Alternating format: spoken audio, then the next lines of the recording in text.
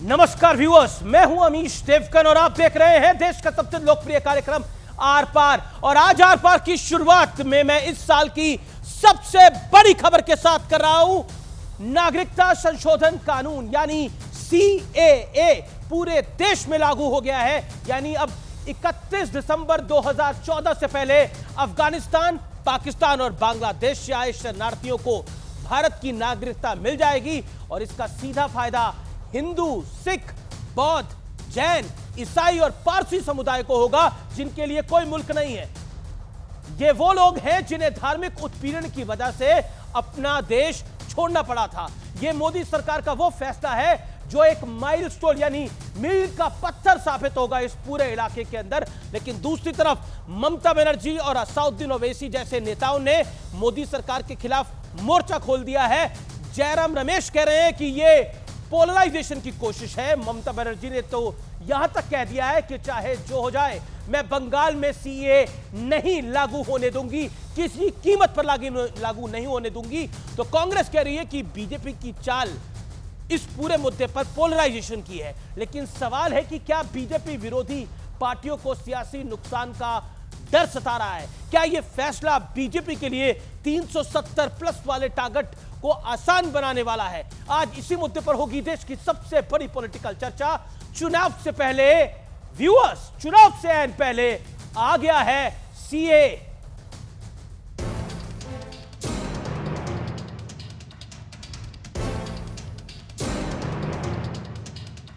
बढ़ी हुई पड़ोसी देशों के प्रताड़ित धार्मिक अल्पसंख्यकों के संरक्षण के लिए सिटीजनशिप अमेंडमेंट बिल, जिसको सीएबी के पॉपुलर नाम से जाना जाता है, हम इसको लागू करने के लिए प्रतिबद्ध है।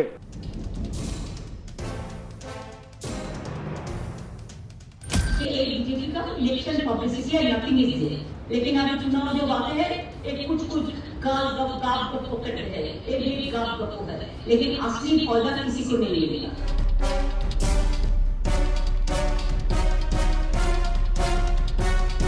सीए इस देश का कानून है, इसको कोई रोक नहीं सकता, सबको नागरिकता मिलने वाली है।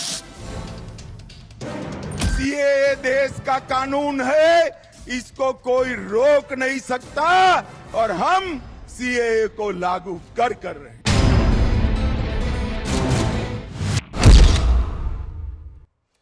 दो 2024 के चुनाव से पहले आ गया है सीए। ये इस समय की सबसे बड़ी खबर है। लेकिन इससे भी बड़ी खबर है, दिल्ली पुलिस ने इस समय फ्लैग मार्च किया है। शाहीन बाग में इस इलाके में फ्लैग मार्च किया गया है। शाहीन बाग वही इलाका है जहां सबसे लंबा सीए का प्रदर्शन चला था। उसी इलाके में फ्लैग मार्च किया गया है। इसके अलावा साइबर एजेंसियां भी अलर्ट में है। अफवाह फैलाने वालों पर नजर है। जो भी व्यक्ति अफवाह फैलाएगा उस पर बड़ा अलर्ट जारी किया है पुलिस ने। उत्तर प्रदेश में भी अलर्ट है, उत्तराखंड में भी अलर्ट है, मध्य प्रदेश में भी अलर्ट है, छत्तीसगढ़ में भी अलर्ट है। देश के विभिन्न भागों में अलर्ट जारी किया गया है। अगर आप र्यूमर मॉन्गरिंग करते हैं सीए के मुद्दे के ऊपर, तो सरकार की नजर होगी, प्रशासन की नजर होगी, पुलिस की नजर होगी, डीएम की नजर होगी। लेकिन दिल्ली का वो इलाका जहां सबसे बड़ा प्रदर्शन चला, शाहीन बाग, वहां फ्लैग मार्च किया गया है। इस समय की ये बहुत बड़ी खबर है, देश में के लिए बहुत बड़ी खबर है। सीए एक बार लागू हो गया है। मेरे साथ कौन कौन मेहमान है? मेरे साथ गौरव भाटिया है, भारतीय जनता पार्टी के प्रवक्ता, विवेक श्रीवास्तव है मेरे साथ, राजनीतिक विश्लेषक हैं, लेफ्ट के नेता हैं। मेरे साथ तौसीफ खान है, उनका अभिनंदन है। प्रियंका कक्कड़ आम आदमी पार्टी की हैं, आपका भी अभिनंदन है। विवेक श्रीवास्तव, फाइनली सीए लागू हो गया है चुनाव से पहले और सीधे तौर पर सरकार ने मंशा जता दी है कि चुनाव से पहले सीए आएगा। यानी मोदी जो कहते थे, गृह मंत्री अमित शाह जो कहते थे, वो कर दिखाया है। हाँ बिल्कुल, और चुनाव के पहले ही टाइमिंग है, टाइमिंग बहुत बढ़िया है। ऐसा एक माहौल क्रिएट करो, एंटी मुस्लिम एक सेंटिमेंट जारी करो, कोई पीसफुली प्रोटेस्ट करे, कोई आवाज उठाए उसे दबाओ, हिंदू वर्सेस मुसलमान फैलाओ, वोटर्स को पोलराइज करो, वोट की भीख मांगो। ये जो है ये आप मुझे बताइए अमीश देवगन, आप इतने सीनियर पत्रकार हैं, ये टाइमिंग और सीए को लागू करने का क्वेश्चन करना चाहिए कि नहीं करना चाहिए? जो कहा था वो कर दिखाया। 6 महीना पहले कर लेते या 6 महीना बाद कर लेते इलेक्शन के, अभी क्या जरूरत पड़ी थी? पहला सवाल। दूसरा सवाल, सीएए का कानून कॉन्स्टिट्यूशन के सेक्युलर इथॉस के खिलाफ है, यह बिल्कुल खिलाफ है। कोई भी बिल, कोई भी कानून आप लाते हैं, उसमें आप एक पर्टिकुलर धर्म को उसके परव्यू से बाहर नहीं रख सकते। यह बिल्कुल स्पिरिट ऑफ द कॉन्स्टिट्यूशन के खिलाफ है और हम इसकी मुखालिफत करते हैं। यह गलत चीज है। और इसको एनआरसी से जब कंबाइन किया जाएगा तो डिस्क्रिमिनेशन अगेंस्ट माइनॉरिटीज होने की एक स्ट्रॉन्ग संभावना बनती है। तो इन चीजों को देखते हुए जो हो रहा है वो देश के लिए अच्छा और प्रोग्रेसिव नहीं हो रहा है। यह वोट की राजनीति के चक्कर में रिलीजियस पोलराइजेशन, इसका समर्थन हम में से किसी को नहीं करना चाहिए। और हम तो अपील करते हैं सरकार से कि रिव्यू करें अपने इस डिसीजन को, वरना देश बढ़ रहा है और यह चीज ठीक नहीं है। बड़ा स्पष्ट रूप से ये सरकार के एजेंडे में था, बीजेपी के एजेंडे में था, ये लागू तो होना ही था। लेकिन गौरव भाटिया, टाइमिंग को लेकर एक बड़ा प्रश्न है और विपक्ष के अधिकतर नेता ये कह रहे हैं कि चुनाव से पहले पोलराइजेशन का प्रयास है। और जयराम रमेश ने भी यही कहा है कि एक पोलराइजेशन का बड़ा प्रयास है। क्या आपको लगता है कि कुल मिलाकर सीए के नोटिफिकेशन आने से देश पोलराइज हो जाएगा? देखिए अमित जी, सर्वप्रथम तो एक बात कहूंगा, भारत की जनता कह रही है मोदी है तो मुमकिन है और शाह है तो राह है। और ऐसा इसलिए है कि हर नागरिक, हर दल की, चाहे विपक्ष में हो चाहे सत्ता में हो, उसकी आस्था संविधान में होनी चाहिए। यही सारी विपक्षी पार्टियां तंज कस रही थी कुछ माह पहले, अरे सीए के रूल्स नहीं आए, लागू क्यों नहीं कर रहे, कर नहीं पाओगे। अब जब आ गया और संवैधानिक तरीके से आया है तो ये लोग कह रहे हैं कि टाइमिंग नहीं अच्छी है। तो मैं सबसे पहले आपको 2-3 प्रमुख बातें बताता हूं। लेकिन इसी बीच बड़ी खबर आ रही है, ये जो विजुअल्स आप देख रहे हैं, ये बंगाल में मैसिव सेलिब्रेशन हो रहा है। सीए के आने पर बंगाल के आप दृश्य देख रहे हैं, बंगाल में मैसिव सेलिब्रेशन हो रहा है। बंगाल और असम में इसका सबसे ज्यादा असर पड़ने वाला है व्यूअर्स। इस समय की ये बहुत बड़ी खबर है, ब्रेकिंग स्टोरी है। बंगाल और असम में इसका डायरेक्ट इंपैक्ट पड़ने वाला है, एक बड़ा असर पड़ने वाला है। ये समय की बड़ी खबर है। गौरव भाटिया, बंगाल में सेलिब्रेशन का माहौल है, लेकिन विपक्षी खेमे में चिंता है और माहौल खराब होने की बात की जा रही है। गौरव भाटिया। अमित जी, मैं अपनी बात पूरी कर लूं और फिर ये सारी बातें जो आप उठा रहे हैं इनका उत्तर भी दूंगा। सबसे पहले देखिए, पहली बात, सीए का कानून नागरिकता देने का कानून है, लेने का कानून नहीं है। यही भ्रम, यही रायता फैलाया था इन्होंने पहले भी, और उसके बाद चुनाव दर चुनाव ये हारे। और जो कानून संसद पारित कर चुकी है उसको आप लागू कैसे नहीं करेंगे, उसके विपरीत बात कैसे करेंगे। दूसरी बात, सीएए और एनआरसी अलग अलग हैं, लेकिन ये लोग उसको एक साथ इसलिए बोल रहे हैं, चाहते हैं कि खासकर जो अल्पसंख्यक हैं, मुसलमान हैं, उनमें भ्रम की स्थिति पैदा हो। तीसरी बात, आपने कहा कि एक समाज में डर पैदा होगा, ध्रुवीकरण होगा। मैं अमीर जी पूछना चाहता हूं, आप भारत के नागरिक हैं और मुसलमानों की भी बात कर लेते हैं।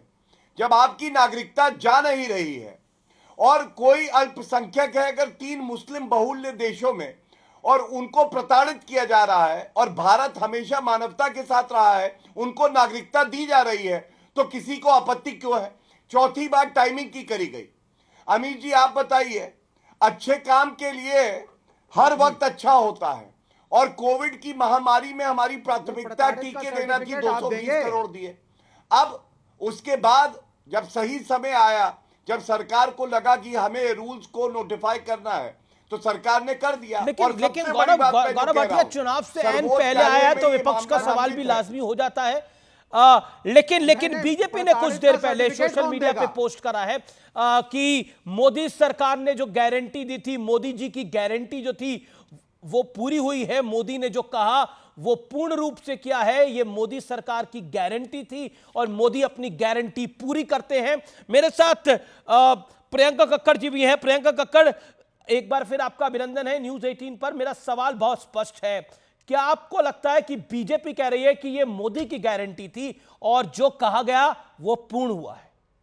प्रियंका जी।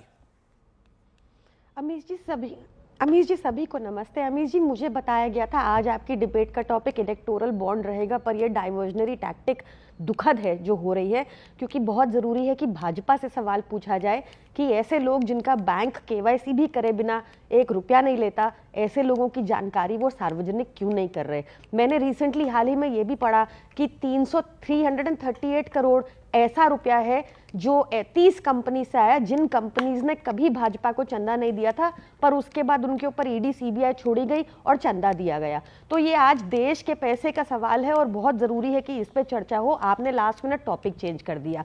जहाँ तक मोदी जी की गारंटी की बात है, मोदी जी की गारंटी जैसे पहले शहरों के नाम बदले जाते थे, शहर का नाम बदल देते थे, रेलवे स्टेशन का नाम बदल देते थे, तो आज जुमले का नाम बदल के गारंटी कर दिया है। बस इतना ही हुआ है। ये जरूरी है चर्चा जो सुप्रीम कोर्ट ने फटकार लगाई आज भाजपा को इनडायरेक्टली फटकार लगी है। हमने नहीं बदला, खबर इतनी बड़ी आई है, सीए का नोटिफिकेशन जारी हो गया है, इसमें चैनल का क्या दोष है? खबर क्यों आई ना, क्योंकि इलेक्टोरल बॉन्ड कागज नहीं दिखाने भाजपा को, इसलिए खबर बदल गई। तो ये जरूरी है, ये ऐसे नहीं चलेगा कि इनकी मर्जी चलती रहे। देश आज जानना चाहता है कि एक अनकॉन्स्टिट्यूशनल स्कीम भाजपा लेकर आई जिसमें उन्होंने 9,000 करोड़ ऐंठ लिया 9,000 करोड़। ये बड़ा मुद्दा नहीं है, 9,000 करोड़ देश का ऐंठ लिया इन्होंने, और वो पैसे की जानकारी अब ये देने से मना कर रहे हैं, जब मोदी जी गारंटी दे रहे थे बार बार कि जनता को पता होना चाहिए कि उनका पैसा कहां जा रहा है। ये आप कह रहे हैं डाइवर्जन टैक्टिक्स है। ओके, ये आम आदमी पार्टी का बड़ा आरोप है कि ये डाइवर्जन टैक्टिक्स हैं, इलेक्टोरल बॉन्ड के मुद्दे से ध्यान हटाने और भटकाने के लिए, ये बड़ा आरोप है। गौरव भाटिया, डाइवर्जन टैक्टिक्स है। स्ट्रेट क्वेश्चन फ्रॉम आम आदमी पार्टी, रिस्पॉन्ड टू दिस। देखिए, ऐसा है कि पापी आपकी हालत तो ये है कि भ्रष्टाचार करने के बाद उनको कोई हक नहीं है कि वो एक शब्द भी पारदर्शिता पे बोले या वो नैतिकता पे बोले। जिनका पूर्व उप मुख्यमंत्री 1 साल से ज्यादा जेल में सड़ रहा हो भ्रष्टाचार के आरोप पे, संजय सिंह जेल में हो 4 महीने हो गए, और अरविंद केजरीवाल भगौड़ा हो गए हैं, 8 ईडी के समन के बाद भी वो जवाब देने से डरते हैं, वो क्या हमसे सवाल पूछेंगे। लेकिन आपकी चर्चा क्योंकि सीएए पे है, मैं इलेक्टोरल बॉन्ड पे भी पूरी तैयारी से था, लेकिन सीएए की चर्चा में मैं 1-2 बड़े सवाल उठा रहा हूं, ये पूछ लीजिएगा सभी पार्टियों के प्रवक्ता से। पहली बात, अमीर जी ये बताइए, जब संविधान का पालन करने की शपथ ली है, चाहे आप मुख्यमंत्री ममता बनर्जी हो या अखिलेश यादव हो जो कि विधायक हैं, या और किसी पार्टी, आम आदमी पार्टी के मुख्यमंत्री अरविंद केजरीवाल है, तो जो कानून पारित हो गया है उसको आप लागू कैसे नहीं करेंगे? क्या ये संविधान के विपरीत नहीं है? क्या जवाब ले लेते हैं, जवाब ले लेते हैं। एक सेकंड, प्रियंका भी कुछ कहना चाह रही है। दूसरी बात, एक बात और पूरी कर दूं, फिर ले लीजिएगा आप जवाब जी। प्रियंका, एक बात पूरी कर लूं। ओके, गौरव 1 सेकंड, प्रियंका कक्कड़ रिस्पॉन्ड देना चाह रही है। 40 second, Priyanka Kakkar, make your point.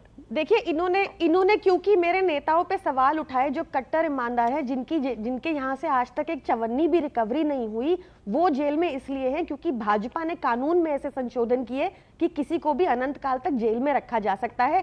Guilty until proven innocent हो गया है पीएमएलए का लॉ, जो बिल्कुल विपरीत है देश के कानून से। इनोसेंट अंटिल प्रूवन गिल्टी, ये यहाँ पर बैठे हैं, इनसे पूछिए कि 2018 में इन्होंने मनी बिल के रूट से पीएमएलए में संशोधन क्यों किया, और वो मसला सुप्रीम कोर्ट में पेंडिंग है अभी।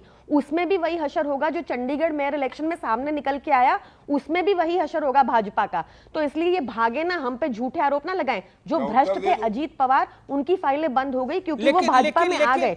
जो भ्रष्ट थे छगन भुजबल, उनकी फाइलें खो गई क्योंकि वो भाजपा में आ गए। Priyanka, answer my question, CA आपको डाइवर्जन टैक्टिक्स क्यों दिखता है? डाइवर्जन टैक्टिक्स क्यों दिखता है सीए? मुझे आपके चैनल का डाइवर्जन टैक्टिक दिख रहा है अमीर जी, आपके चैनल का डाइवर्जन टैक्टिक दिख रहा है, क्योंकि चर्चा आपने कहा था, मुझे बुलाया था इलेक्टोरल बॉन्ड पर, और आपने उसके बाद चर्चा बदल दी। इलेक्टोरल बॉन्ड पर इनसे सवाल पर अब आप बताइए, ब्रेकिंग स्टोरी पर तो हमारा अधिकार होता नहीं है। सीए नोटिफिकेशन की घोषणा आपसे कुछ देर पहले हुई है मैडम। सीए नोटिफिकेशन की घोषणा कुछ देर पहले आई है। केरल के सीएम कह रहे हैं कि मैं अपने यहाँ लागू नहीं करूंगा सीए। ममता दीदी कह रही है कि मैं अपने यहाँ लागू नहीं करूंगी। बंगारू लक्ष्मण की पार्टी महाभ्रष्ट पार्टी है जिसने देश का 9,000 करोड़ खाया, और अब बता नहीं रहे क्यों खाया, किसका खाया। ये बार बार कोर्ट में जा रहे हैं, बड़े से बड़ा वकील कर रहे हैं। ओके, गौरव कुछ रिस्पॉन्ड देना चाह रहे हैं। गौरव डाइवर्जन टैक्टिक्स है। गौरव गौरव 30 second, Gaurav reply 30 second, Priyanka hold on. देखिए ऐसा है, पापी आपकी प्रवक्ता कानून की जानकारी थोड़ी कम रखती हैं। इनको यह भी नहीं पता है कि जो पीएमएलए में संशोधन हुआ उसको संवैधानिक दृष्टि से सही पाया सर्वोच्च न्यायालय ने, और जो उसके बाद आप कह रहे कार्रवाई चल रही है उस पे रोक नहीं लगाई है, कोई स्टे नहीं है। दूसरी बात, पीएमएलए में ही डीके शिव कुमार, उनके खिलाफ जो मुकदमा चल रहा था उसको निरस्त कर दिया। तो जब डीके शिव कुमार का मुकदमा निरस्त हुआ तो मनीष सिसोदिया और संजय सिंह का क्यों नहीं निरस्त हुआ, यह सवाल तो पूछा जाएगा। तीसरी बात, बेल नहीं होती है, कानून सख्त है, तो आप क्या चाहती हैं जो देश को लूटे, चोरी करें, घोटाले करें, कमीशन खोरी करें, उनके लिए सख्त कानून ना हो? ये पापी आपकी सोच तो हो सकती है, भारतीय जनता पार्टी की नहीं। और मैं अब अपनी बात पूरी करूंगा सीए। भूषण जनता पार्टी के लिए कानून अलग है। शांत करें।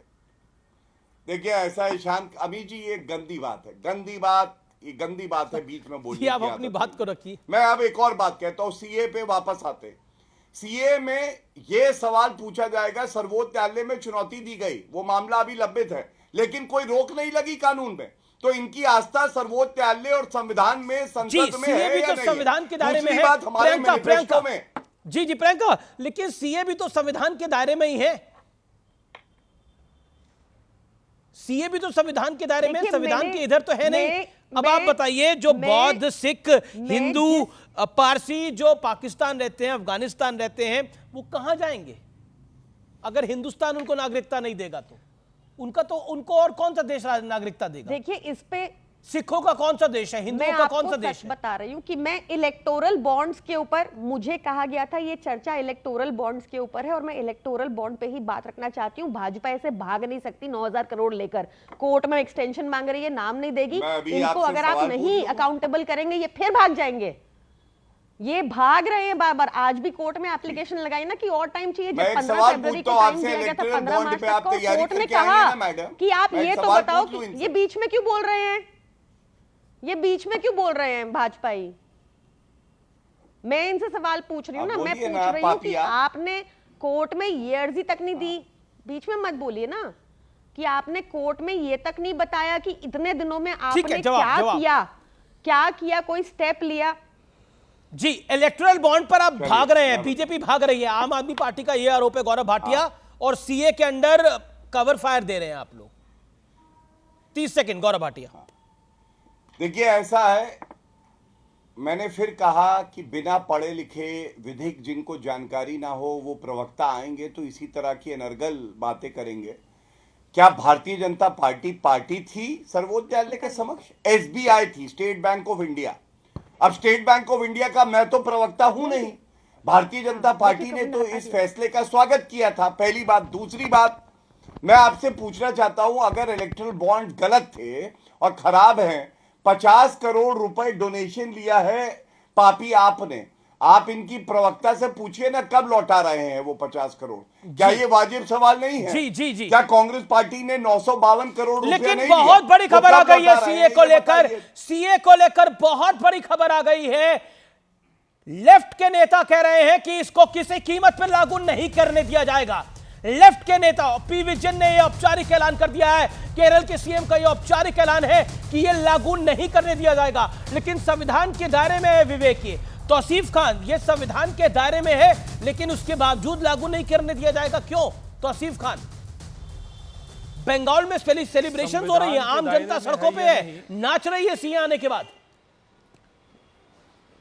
नहीं, देखिए सुप्रीम कोर्ट में मामला पेंडिंग है, संविधान में के दायरे में है या नहीं है इसकी जो है फाइनल जजमेंट नहीं आई है। दूसरी बात कि आज दो बहुत बड़ा पहाड़ गिरा बीजेपी पे, नरेंद्र मोदी जी पे। वो दो बड़ा पहाड़ क्या था? एक तो उन्हें इलेक्टोरल बॉन्ड में सुप्रीम कोर्ट ने उनके याचिका को खारिज कर दिया, कहा कि कल तक जो है वो सारा डिटेल दे दो, बता दो कौन से कंपनी ने कितना पैसा दिया।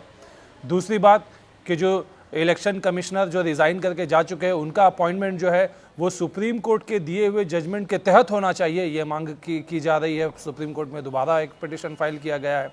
इन सारे मुद्दों से भटकाने के लिए, जनता का ध्यान भटकाने के लिए सीए वो उनका फेवरेट मुद्दा है।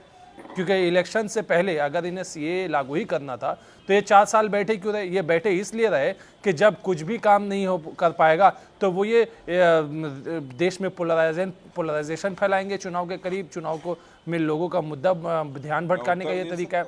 तीसरी बात, सीएए जो है ये कहा गया कि भाई हम मानवीय आधार पे लोगों को नागरिकता देने की काम करेंगे। ये कौन सा मानवीय आधार है जहां पे आप धर्म देखने लगे? ये सीए क्लियरली कहता है धर्म देखता है, पड़ोसी राज्य मुल्कों के नाम पे सिर्फ 3 पड़ोसी मुल्क को देखता है, बाकी पड़ोसी मुल्क को भूल जाता है। मानवीय के आधार पे हम देंगे कानून, हम नागरिकता देंगे, और उसमें मानवीय कहते कहते वो धर्म देखने लगता है कि नहीं हम सिर्फ इन धर्मों को देंगे। और यही सारी वजह है कि आज सुप्रीम कोर्ट में मामला को चैलेंज किया गया। ये जो है ये कानून गलत तरीके से लाया जा रहा है। कानून का जो आज अभी ऐलान तो हो गया मीडिया द्वारा, हमने आपसे सुना है कि भाई नोटिफिकेशन आ गया। नोटिफिकेशन अभी तक हमारे सामने आया नहीं है, हम नोटिफिकेशन देंगे। मीडिया अगर बीजेपी अगर चाहती, जिस तरीके से मीडिया में न्यूज लीक कर दिया कि हम सीए लागू करेंगे, वो रिपोर्ट भी दे देते कि क्या रिपोर्ट है, क्या गृह मंत्री अमित शाह ने खोल कर गृह मंत्री अमित शाह ने प्लेटफॉर्म पे बोला कि इसमें कोई ढकना छुपाने वाली बात नहीं है। सीए आएगा और नरेंद्र मोदी की सेकंड टर्म में ही आएगा, चुनाव से पहले ही आएगा, अभी आएगा। उन्होंने तो कई बार बोला, पिछले 2 महीने में 3 महीने में उन्होंने कई बार बोला कि आने वाला है नोटिफिकेशन, कभी भी आ सकता है नोटिफिकेशन। लेकिन असाउद्दीन ओवैसी का उकसाने वाला बयान आया है। असाउद्दीन ओवैसी का लोग सड़क पर आने को मजबूर कर रही है भारतीय जनता पार्टी। सड़क पर आने के अलावा कोई रास्ता नहीं बचा है, यह कहा है असाउद्दीन ओवैसी ने। सीएए, एनआरसी, एनपीआर का विरोध करता हूं मैं। और ओवैसी का उकसाने वाला बयान है ये असाउद्दीन ओवैसी का। एमआईएम के सर्वोच्च नेता है असाउद्दीन ओवैसी। गौरव भाटिया मेरे साथ हैं। गौरव भाटिया, एक मुख्यमंत्री कर रहा है मैं लागू नहीं होने दूंगा, दूसरे मुख्यमंत्री कह रही है कि किसी हाल में लागू नहीं होने दूंगी, ओवैसी कह रहे हैं कि सड़क पे उतर के आए। क्या होगा यहां से? अब देखिए, संवैधानिक दृष्टि से मैं बता सकता हूं, ममता बनर्जी हो, पिनरई विजयन हो, संविधान की शपथ ली है ना, उनकी संवैधानिक जिम्मेदारी है कि अगर कोई कानून संसद से पारित हुआ है तो उसको लागू करें, और अगर वो मना करते हैं तो वो अपनी जो शपथ ली है उसको तार-तार कर रहे हैं, संविधान को तार-तार कर रहे हैं। उन्हें कोई हक नहीं है वो मुख्यमंत्री बने रहें। जहां तक ओवैसी की बात है, ओवैसी तो है ही भड़काऊ नेता, चाहे वो सड़क पर आए, चाहे वो चूहे की तरह बिल में घुस जाएं, कोई फर्क नहीं पड़ता। अमित जी, देश का सर्वोच्च न्यायालय तय करेगा कि ये कानून संवैधानिक है या नहीं है, और प्रथम दृष्टया सर्वोच्च न्यायालय ने ये पाया कि ये संवैधानिक है और इस पे रोक नहीं लगाई, ये भी सत्य है। इसलिए ये सब एक साथ आके केवल भड़काऊ बयान देंगे, गैर संवैधानिक बातें करेंगे। हमारा फर्ज है। साजिद रशीदी, मैं आपके पास आता हूं। ये समय की बहुत बड़ी खबर है। साजिद रशीदी, मैं आपका रुख करता हूं। मैं अनुराग आपके पास आऊंगा। ये जो असाउद्दीन ओवैसी कह रहे हैं कि बीजेपी लोगों को सड़क पे आने के लिए मजबूर कर रही है, क्या आपको लगता नहीं है ये भड़काने वाली बात है? देखिए, असदुद्दीन ओवैसी क्या कहते हैं, मुझसे उस पर बात ना कीजिए। मुझसे ये पूछिए कि जो कानून आया है इसको मैं कैसे देखता हूं।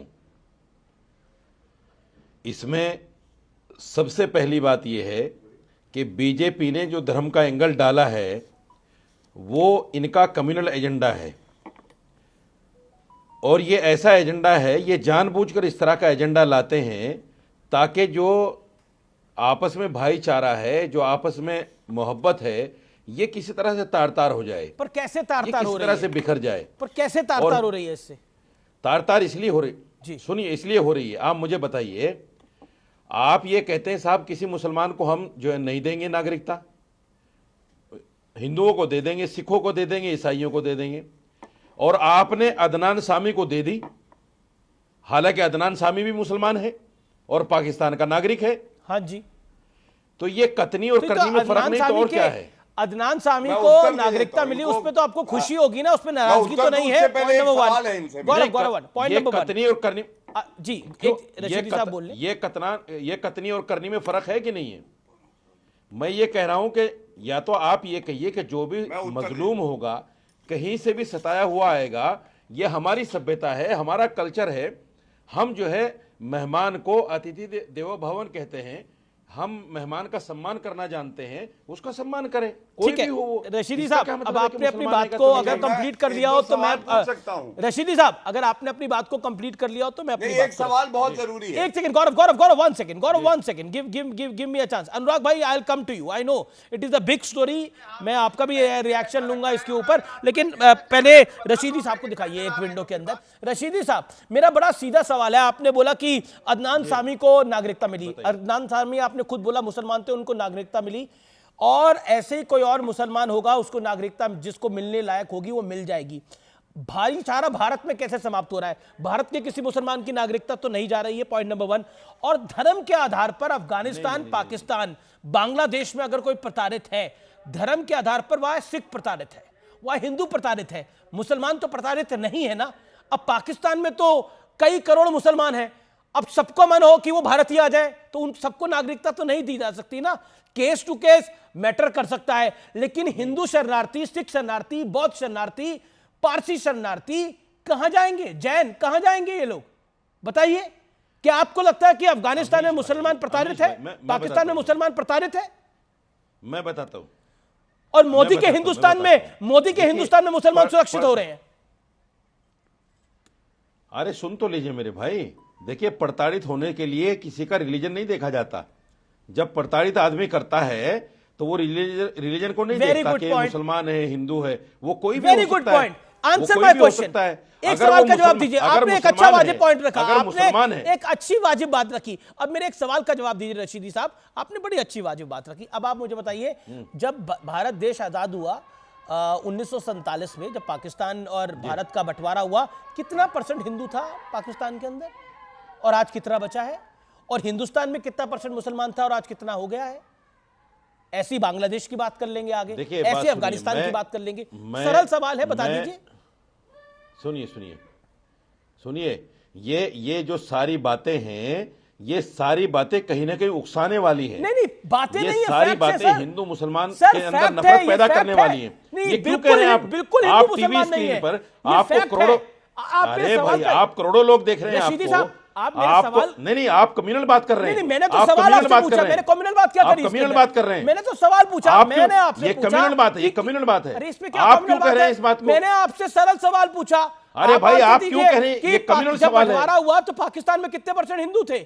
इसमें कम्युनल बात क्या है? कितने % हिंदू थे? भाई साहब ये सवाल ही कम्युनल है। कैसे कम्युनल है? ये सवाल ही कम्युनल है। उनकी एथनिक क्लींजिंग हो गई, वो कम्युनल नहीं है। सवाल पूछना मेरा कम्युनल है। मैंने सवाल भी कम्युनल होते हैं। कहा अभी तक तो सुना था कि विचार कम्युनल हो सकते हैं, अब सुनने में आ रहा है सवाल भी कम्युनल होते हैं।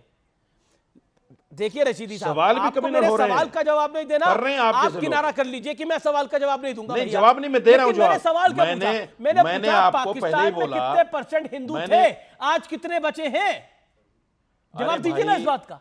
देखिए मैं जवाब सुनिए, मैंने एक बहुत अच्छी बात कही थी और आपने उसको अप्रिशिएट किया। मैं अब फिर कहता हूं, इसमें कम्युनल एंगल लाते क्यों है? आपके मुसलमान प्रताड़ित होगा या हिंदू प्रताड़ित होगा, प्रताड़ित जो कौन भी प्रताड़ित हो उसको जगह दीजिए। अच्छा, पाकिस्तान में प्रताड़ित कौन हुआ? सिख और हिंदू है ना प्रताड़ित।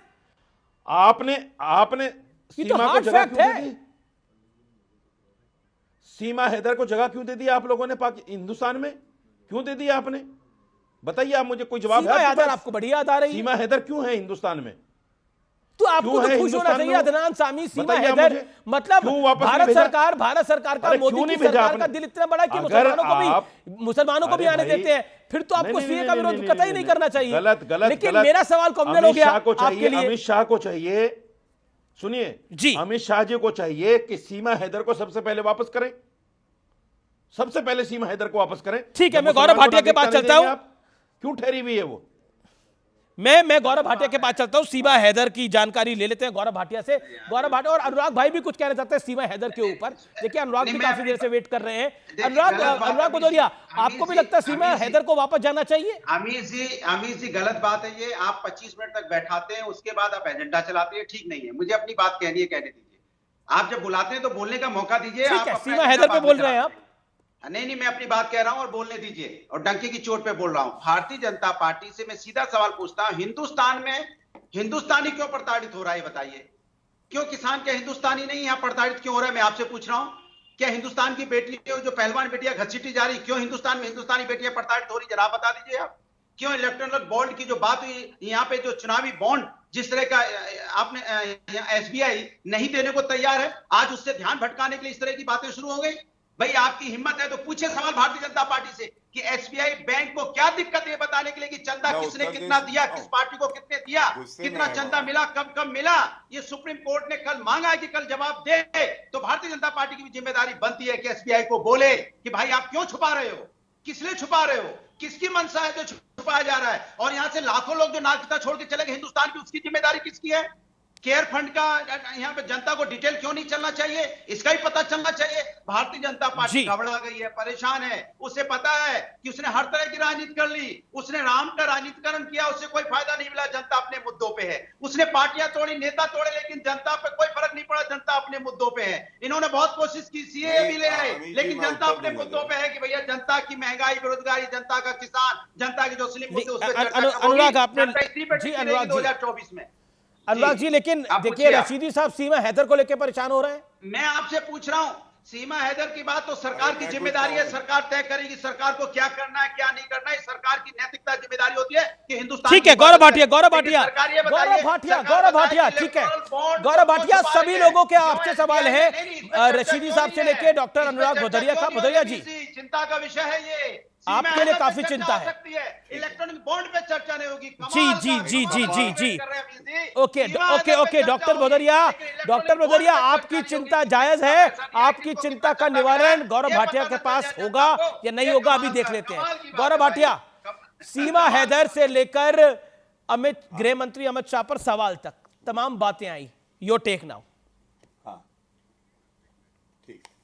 अभी मैं सपा के प्रवक्ता की बात का उत्तर दूंगा, लेकिन पहले मेरी एक गुजारिश है, जरा राशिदी जी को और मुझे स्क्रीन पे अगल बगल काट दीजिए। रशीदी जी, मेरे आपसे एक दो सवाल है। आप इतना ज्ञान दे रहे थे, अमित शाह जी को क्या करना चाहिए आप बता रहे थे। अरे इतना बुरा वक्त ना आए कि हम लोगों को आपसे राय लेनी पड़े। लेकिन मैं ये जरूर पूछ रहा हूँ, साजिद जी आप दिखाई नहीं दे रहे, अमीर जी उनको काटिए, जरा विंडो पे काटिए। जी मेरे दो सवाल। ये अहंकार ले डूबेगा आपको, ये अहंकार आपको ले डूबेगा। मत करिए ऐसा, मैं आप सवाल पूछूंगा, आपको ले डूबेगा। रशीदी साहब आपके बीच में नहीं बोल। रशीदी साहब, उन्होंने आपने उन पे बड़ा सारे आरोप प्रत्यारोप लगाए, उन्होंने शांति से सुना। Give that respect to him. सवाल मत आकिए, हमारे इतने बुरे दिन ना आए कि जनता को सवाल लेना पड़े। आप पाकिस्तान के साथ खड़े होते हैं, हिंदुओं को गाली देते हैं। मैं आपके ट्वीट दिखा सकता हूं, लेकिन सुनिए, आज चर्चा वो नहीं, पाकिस्तान के साथ नहीं खड़े। मेरा एक सवाल है, आप ले पाएंगे? हम पाकिस्तान के साथ क्या नहीं खड़े। आपकी छेंच की छाती में इतनी हिम्मत होगी कि मेरा सवाल का उत्तर दे पाए? नहीं दे पाएंगे। देखा अमीर जी, बताइए सवाल पूछते हैं लेकिन उत्तर नहीं। आप देंगे मेरे सवाल का उत्तर? और इस समय की बहुत बड़ी खबर है, जयराम रमेश, कांग्रेस का ऑफिशियल रिएक्शन आ गया है सीए को लेकर कि भारतीय जनता पार्टी जानबूझकर चुनाव से ऐन पहले का वक्त चुना गया है सीए को लाने के लिए, ध्रुवीकरण के लिए। अभी सीए लागू किया गया है, जो समाजवादी पार्टी कह रही है असल में असम और बंगाल में ध्रुवीकरण का प्रयास है। सरकार बताए कि 4 साल 3 महीने क्यों लगे। गौरव भाटिया है जो कि ब्रेक से पहले भी एक सवाल पूछने की चेष्टा कर रहे थे, और डॉक्टर अनुराग भदौरिया भी हैं, साजिद रशीदी भी हैं, विवेक जी भी हैं और तौसीफ खान भी हैं। गौरव भाटिया, जयराम रमेश का स्पष्ट रूप से कहना है कि असम और बंगाल में ध्रुवीकरण की कोशिश है। 4 साल 3 महीने का इंतजार क्यों? और आप सवाल क्या पूछना चाह रहे थे रशीदी जी से? पहले मैं उत्तर दे देता हूं। देखिए, आप याद करिए, सोनिया गांधी जी का एक बयान आया था, सीए का कानून जब संसद से पारित हुआ था, उन्होंने भड़काऊ बयान देते हुए कहा कि आर पार की लड़ाई होनी चाहिए, और ये एक रैली में कहा था अमीर जी। उसके बाद दिल्ली में दंगे हुए, और दंगे ऐसे हुए कि जिसमें तमाम भारतीय मारे गए, और अंकित वर्मा का आपको याद होगा किस तरह से उसकी हत्या करी गई थी। दोषी कौन? जहरीली नफरत फैलाने वाली कांग्रेस पार्टी। खैर, ये तो उत्तर हो गया इनका।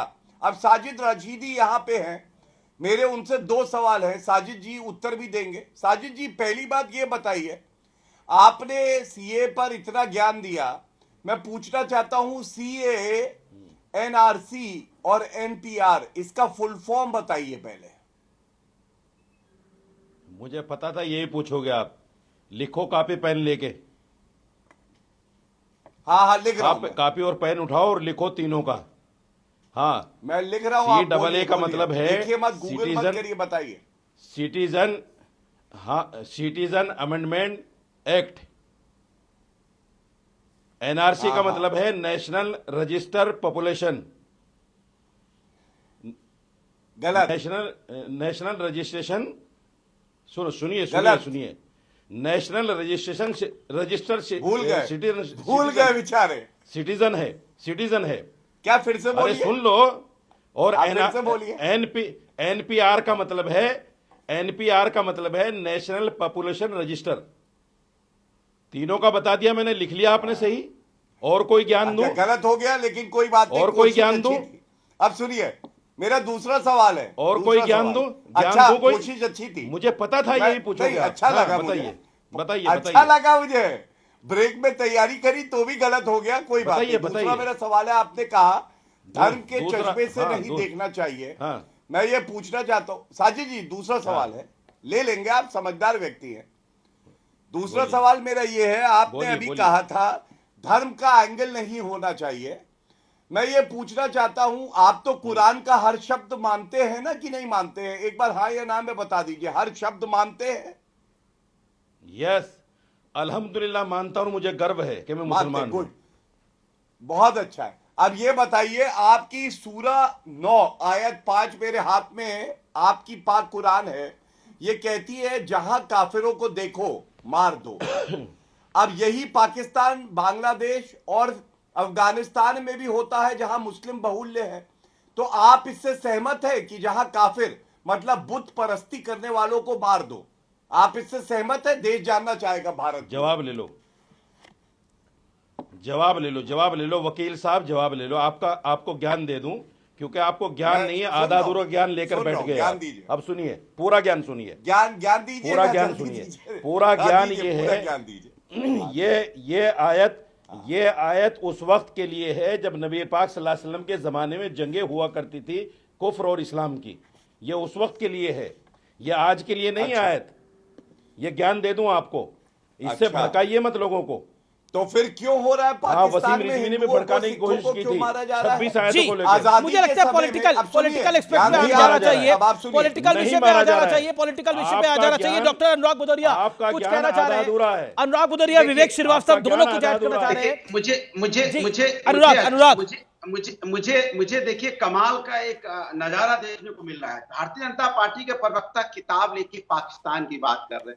अरे प्रभु, किताब लेके हिंदुस्तान की बात कर लो, हिंदुस्तान के किसान की बात कर लो। तो सीए के साथ है या विरोध में? हिंदुस्तान के समाजवादी पार्टी सीए के साथ है या विरोध में? मैं जवाब दे रहा हूँ। हिंदुस्तान के छात्रों की बात कर लो, हिंदुस्तान के युवाओं की बात कर लो, हिंदुस्तान के बेरोजगारों की बात कर लो, किताब दिखा के कि उनको कितना न्याय आप दे रहे हैं, उनपे लाठियों की बौछार कर रहे हैं। एक बात। दूसरी बात मेरी बात सुनिए। देश के जो लोग जो हमारे बेरोजगार दूसरे देशों में जा रहे हैं रोजगार पाने के लिए, अपना देश छोड़ के दूसरे देश में जा रहे हैं जहां वार चल रहा है, वहां रोजगार पाने जा रहे हैं। उनको तो कम से कम अपने देश में रोजगार दे दो, वो विदेश में क्यों जा रहे हैं? एक तो तीसरी बात, लाखों लोग हमारे देश की नागरिकता छोड़ के दूसरे देशों में क्यों चले गए? मैं आपसे पूछना चाहता हूं, आप बताइए। बार-बार अनुराग आप निरंतर बोलेंगे। मेरा एक प्रश्न है जिसको मैं तीसरी बार रिपीट कर रहा हूं। अनुराग भाई, मेरा उसका स्पष्ट जवाब दीजिए।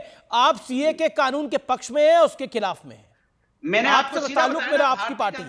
मैं आपको जवाब दे रहा हूं। भारतीय जनता पार्टी चुनाव आया है, चुनाव आने के समय में इनके सारे मुद्दे फेल हो चुके हैं। ठीक है, बीजेपी फेल हो चुकी है, समाजवादी पार्टी पास हो रही है। सीए के मुद्दे पर, सीए के मुद्दे पर आप फॉर है या अगेंस्ट है?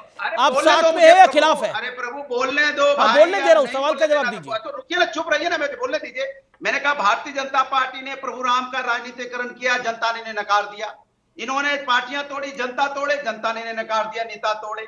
फिर ये ईडी सीबीआई इनका इस्तेमाल किया, वो भी जनता ने इनको नकार दिया। अब सीए लेके आए कि नफरत की राजनीति कैसे फैलाएं? अब मैं उत्तर दे दूंगा हिंदुस्तान की बात नहीं करेंगे, हिंदुस्तान की समस्या की फिर आप सवाल का जवाब नहीं दे रहे। देखिए, आप 2.5 मिनट बोले लेकिन सवाल का जवाब नहीं दिया। मेरा फिर आपसे निवेदन है, सीए के पक्ष में है, उसके खिलाफ है? आपकी अपनी लाइन क्लियर नहीं है, आप बीजेपी से पूछ रहे हैं। सीए के पक्ष में है, उसके खिलाफ है? इलेक्टोरल बॉन्ड की बात आपने करी, वाजिब सवाल है आपका। Okay, you made your point. मेरे को विवेक के बाद भी जाना है। विवेक, मैं गौरव आपका एक ही बार रुक करूंगा। एक सेकंड, ये अंतहीन बात नहीं हो सकती अनुराग जी, अनुराग जी अंतहीन बात नहीं हो सकती। ऑडियो डाउन करिए। विवेक श्रीवास्तव, वाजिब सवाल है, क्या आपको लगता है कि पोलराइजेशन की बीजेपी कोशिश कर रही है? जब आप लोग इसका विरोध करेंगे तो अपना पोलराइजेशन होगा। अब बताइए, अगर कोई प्रताड़ित हिंदू, सिख, बौद्ध, जैन है, वो पाकिस्तान से हिंदुस्तान नहीं आएंगे तो जाएंगे कहां? कोई दूसरा मुल्क हो तो बता दीजिए। नहीं, बिल्कुल ठीक बात है आपकी। भाई कोई भी इस देश में इसके खिलाफ नहीं है कि किसी भी कम्युनिटी का, चाहे हिंदू हो या नॉन हिंदू हो, कोई प्रताड़ित है तो हम उसे शरण जरूर दें, लेकिन उसमें रिलीजन का एंगल ना लाएं। इसमें मुसलमानों को भी जोड़ा जाए। 72 फिरके हैं मुसलमानों के, शिया, अहमदिया ये परसिक्यूट होते हैं पाकिस्तान में, अनेकों और फिरके परसिक्यूट होते हैं, तो ये डिफरेंशिएशन ना करें। और दूसरा, आप डिसाइड कैसे करेंगे कौन प्रताड़ित है कौन नहीं? चाहे हिंदू कम्युनिटी ही हो, उसकी जांच कौन करेगा? बहुत सारी बातें हैं इसके अंदर। तो जिस प्रकार से फार्मर के काले कानून वापस कराए गए थे, सीएए को भी सरकार को वापस लेना चाहिए। कांग्रेस का जो आधिकारिक बयान आया है, वामपंथ भी वही कह रहा है, 4 साल के बाद आप इसको लेकर के आए हैं, इसलिए नहीं कि आपका इंटरेस्ट बेटरमेंट में है, सिर्फ पोलराइज करके 2024 के इलेक्शन में आपको नॉर्थ ईस्ट के स्टेट्स, खासकर बंगाल, आसाम, इन राज्यों को आप प्रभावित करना चाहते हैं। आपको लग रहा है कि मुसलमान पोलराइज करना चाहते हैं? बंगाल के अंदर ये हार रहे थे चुनाव के अंदर। एक सेकंड, बार बार बोला जा रहा है कि चुनाव के चलते लाए हैं। क्या अगर सीए नहीं आता तो बीजेपी चुनाव हार रही थी? अभी तक ओपिनियन पोल क्या कह रहे हैं? नहीं, यह भी एक हथकंडा है। बहुत सारे ओपिनियन पोल 370 तो दे रहे हैं एनडीए को, 375 एनडीए को दे रहे हैं। आप कह रहे हैं मतलब ये बात अनुराग जी ने भी बोली, ये बात प्रियंका जी ने भी बोली। मेरा स्पष्ट सवाल है, क्या बीजेपी चुनाव हार रही थी इससे पहले? किस ओपिनियन पोल के अंदर बताया गया कि बीजेपी चुनाव हार रही है इससे पहले? 3 राज्यों में चुनाव आए, सीए तो नहीं था, लेकिन सुपर साफ हुआ कांग्रेस का। हर पार्टी नहीं, हर पार्टी जीतना चाहती है। भारतीय जनता पार्टी भी जीतना चाहती है, उनका अधिकार है, इलेक्शन कमीशन में रजिस्टर्ड है उनकी पार्टी, जरूर ट्राई करें। लेकिन अब ये सारे हथकंडे ट्राई कर रहे हैं, राम मंदिर से लेकर के, और ये सीए अब लाया गया है, सब कुछ कोशिश कर रहे हैं। लेफ्ट की एक स्टैंड है, तोड़ने की लेफ्ट खिलाफ में है। Okay, Gaurav Bhatia has a right to reply. हम सीए के खिलाफ हैं, हम क्लियर हैं। Okay, let Gaurav reply. हम इसकी मुखालिफत करेंगे। उत्तर देता हूं जी गौरव जी। पहले मेरे काबिल दोस्त यहां पे बोल रहे थे, मैं इनकी बात का उत्तर देता हूं। और मुझे उम्मीद है कि यहां पे चाहे वो मौलाना रशीदी हो, ये हो, सब सहमत होंगे। इन्होंने समानता की बात करी। इन्होंने कहा कि 3 मुस्लिम बहुल्य देशों में मुसलमान प्रताड़ित भी होता है, उसका भी नाम डालो। तो मैं आज ये पूछना चाहता हूं, यहाँ 17 करोड़ मुसलमान भारत में हैं, पंथ निरपेक्षता अच्छी है, समानता अच्छी है। सारे मुस्लिम देश जो 55 है, वहां एक पत्र लिख के क्यों नहीं गुहार करते हैं कि आपको भी पंथ निरपेक्ष देश होना चाहिए, इस्लामिक नहीं होना चाहिए? और हिंदुओं का, सिखों का जो नरसंहार होता है या प्रताड़ित किया जाता है, वो गलत है? क्यों नहीं बोला जाता? मैं पूछ रहा हूं, इसमें गलत क्या है बताइए। होना चाहिए। विवेक कह रहे हैं आप, डेमोक्रेसी हर जगह होनी चाहिए, प्रताड़ित कोई नहीं होना चाहिए, समानता होनी चाहिए, पूरा विश्व में होनी चाहिए, हम उसके लिए खड़े हैं। लेकिन हम भारत से हैं, रोल मॉडल बनिए और दिखाइए उनको डेवलप करके इस मुल्क की माइनॉरिटी मुसलमान हिंदू के बराबरी का राय। आपको वोट नहीं दिया क्योंकि आप पे उनका विश्वास नहीं है। जी, सपा के प्रवक्ता का भी उत्तर दे दो, उसमें मत डिस्कशन में आइए आप। ठीक है, मैं तौसीफ का रुख करता हूं। तौसीफ जो बात गौरव भाटिया ने बोली उसका रिप्लाई तौसीफ जी। देखिए अमित जी, मैंने पहले भी कहा कि ये केवल एक हेडलाइन मैनेजमेंट प्रक्रिया है बीजेपी द्वारा। वो एक उचित वक्त का वेट कर रहे थे कि जब सुप्रीम कोर्ट से लिथाड़ पर डाटा जाएगा कि भाई आप इलेक्टोरल बॉन्ड के सारे डिटेल्स फर्निश कीजिए। जब चीफ इलेक्शन कमिश्नर जो है छोड़ देंगे और रेजिग्नेशन के बाद अपॉइंटमेंट की बात होगी कि सुप्रीम कोर्ट के जजमेंट द्वारा अपॉइंट किया जाए, जब ये सारे मुद्दे उठेंगे तो ध्यान भटकाने के लिए वो ये जवाब गौरव देंगे। लास्ट 15 सेकंड गौरव 15 सेकंड में rebuttal, quick rebuttal. Gaurav Bhatia, देश भर की सुरक्षा एजेंसियों को अलर्ट पे डाला गया है। व्यूअर्स, जश्न का माहौल है, पूरे देश में जश्न का माहौल है, क्योंकि मोदी है तो मुमकिन है, शाह है तो रहा है, और भारत हमेशा मानवता के साथ खड़ा है। किसी को प्रताड़ित किया जाएगा, तो एक मुल्क खड़ा होगा, जी उस जी मुल्क जी का नाम भारत है। लेकिन और ये अभी तो तुष्टीकरण- आपने सीए की बात देखी, लेकिन अब बात सत्य और तथ्य की। लेकिन आज जो मैं आपको व्यूअर्स बताने जा रहा हूं, दिखाने जा रहा हूं, वो ऐतिहासिक है। वो महज एक खबर नहीं है, बल्कि भारत की ताकत का जीता जागता एक प्रचंड प्रमाण है। ये एक ऐसी सच्चाई है जिससे भारत और भारत के प्रधानमंत्री की लीडरशिप क्वालिटी और एबिलिटी दोनों का एहसास पूरी दुनिया को होता है। क्या आप जानते हैं कि साल 2022 में एक ऐसा वक्त भी आ गया था जब पूरी दुनिया पर न्यूक्लियर वॉर का खतरा मंडरा रहा था और पूरी दुनिया तबाही के दरवाजे पे आके खड़ी हो गई थी। उस वक्त भारत ने दुनिया को इस तबाही से बचाने में एक अहम और बड़ी भूमिका निभाई थी। वो क्या थी भूमिका, आप सुनेंगे तो हैरान हो जाएंगे। ये वो साल था जब रशिया ने यूक्रेन पर हमला किया था और रशिया इस फिराक में था कि परमाणु हथियारों के इस्तेमाल से जल्द यूक्रेन को वो तबाह कर पाए। यह दावा मैं नहीं कर रहा, ना ही यह दावा किसी भारतीय एजेंसी या पॉलिटिकल पार्टी ने किया है। यह दावा अमेरिका के 2 वरिष्ठ अधिकारियों ने किया है और इन अधिकारियों के हवाले से CNN ने इस खबर को दुनिया के सामने पटल पर रखा है। अब सबसे पहले समझ लीजिए यह खबर है क्या और CNN ने यह दावा किया क्या है। रूस और यूक्रेन के बीच फरवरी 2022 में शुरू हुआ युद्ध परमाणु हमले की तरफ आगे बढ़ रहा था। तभी युद्ध टालने में दुनिया के बड़े नेताओं ने दखल दिया। प्रधानमंत्री नरेंद्र मोदी ने भी दोनों देशों का टकराव रोकने के लिए राष्ट्रपति पुतिन से बात की।